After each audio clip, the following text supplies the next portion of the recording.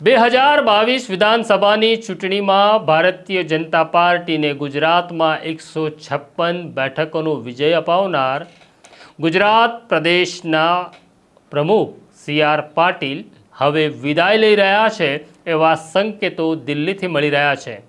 આમ તો તેમની મુદત પણ પૂર્ણ થઈ અને તેઓ હવે કેન્દ્રમાં મંત્રી પણ બની ગયા છે। સી.આર. પાટીલ જઈ રહ્યા છે તો કોણ આવી રહ્યું છે તેની ચર્ચા ગુજરાત ભાજપમાં હવે તીવ્ર બની છે, મજબૂત રીતે આગળ વધી રહી છે। આજે હોળાષ્ટક પૂર્ણ થઈ ગયા છે, ધૂળેટીનો તહેવાર છે। જોઈએ કોના ઉપર પ્રમુખનો રંગ ઢોળાય છે, કોણ બની શકે છે પ્રમુખ। વૈષ્ણવજન તો તેને કહીએ જે પીડ પરાઈ જાનાને રે।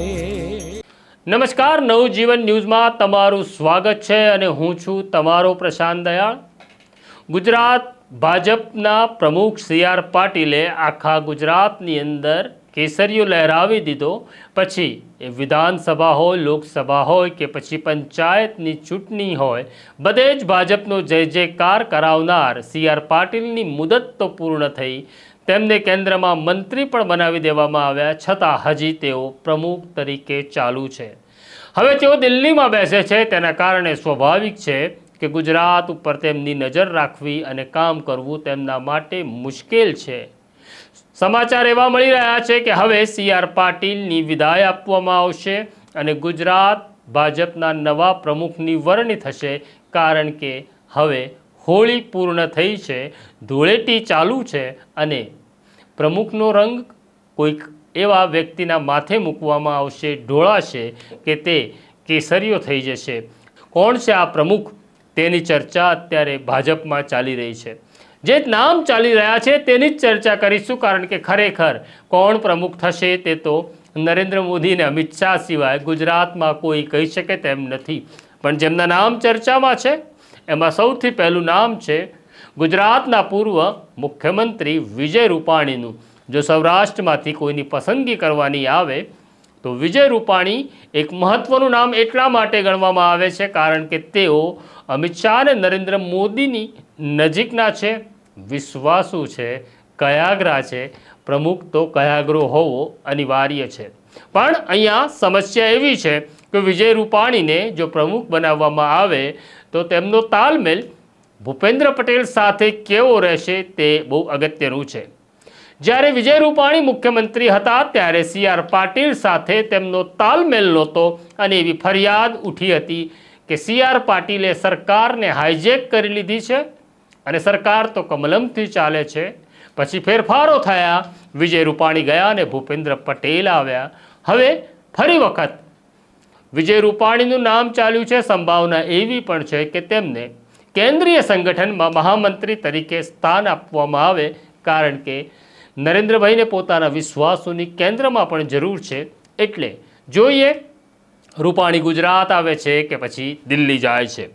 બીજું નામ છે ઉત્તર ગુજરાત। જો ઉત્તર ગુજરાતમાંથી કોઈની પસંદગી કરવાની આવે તો ચર્ચા એવી છે કે મયંક નાયક જેઓ સાંસદ પણ છે, જેઓ ભરોસાલાયક માણસ પણ છે અને એક એવું નામ કે જે આજ સુધી ચર્ચામાં આવ્યું નથી, એટલે મયંક નાયકની સંભાવના પણ છે। ઉત્તર ગુજરાતથી રજની પટેલનું નામ પણ આવી રહ્યું છે। રજની પટેલ પણ બધા સાથે તાલમેલ મિલાવી શકે તેવા નેતા છે, એટલે સંભાવના રજની પટેલની પણ છે। સરકારમાંથી કોઈ મંત્રી પ્રમુખ બને એવી વાત પણ છે તો પછી જગદીશ પંચાલ, એટલે હવે તેમને લોકો જગદીશ વિશ્વકર્માના નામે ઓળખે છે।